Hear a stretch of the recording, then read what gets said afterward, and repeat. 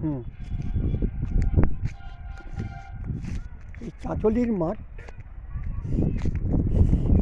হয়তো আপনাদের বিরক্ত লাগবে, বারবার ওই আমি চাঁচল মাঠেরই ছবি দিচ্ছি।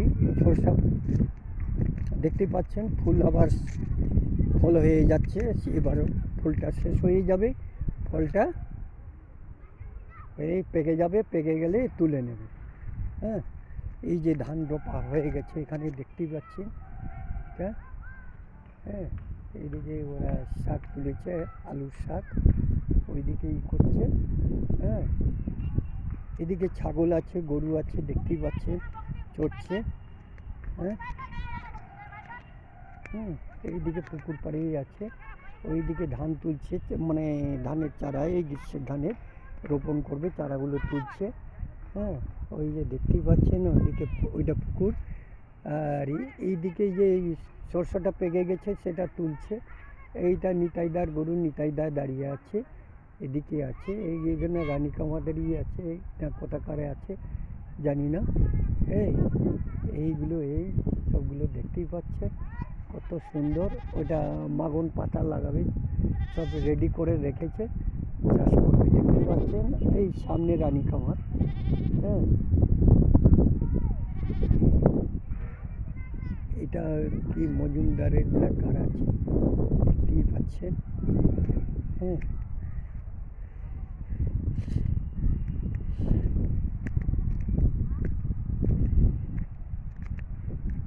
চাষিরা চাষ করে কত কষ্ট করে এবং লেবার দিয়ে, মানে সেই যে শস্য পেকে গেছে এরা তুলছে, কিছু আবার ঘাস মারছে যাদের ছাগলের জন্য। হ্যাঁ, হ্যাঁ, ছাগলের জন্য তুলছে।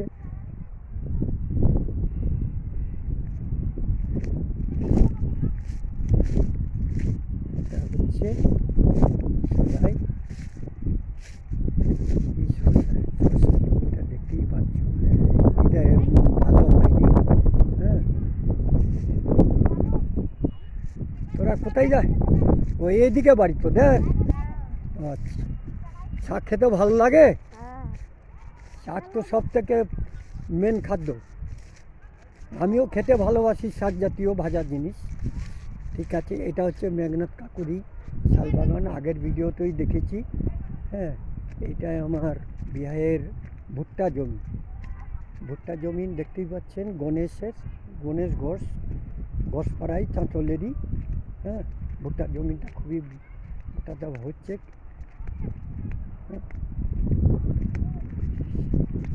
এদিকে দেখতেই পাচ্ছ তাল গাছ, মেঘনাথ কাকু আগের ভিডিওতে দেখেছি, আবারও দেখতেই পাচ্ছেন এটা।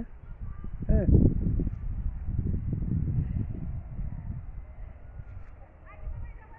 আম বাগান, আমাদের মালদা বাড়ি তো, এখন বর্তমানে আমি মালদা চাঁচল জেলেপাড়ায় থাকি।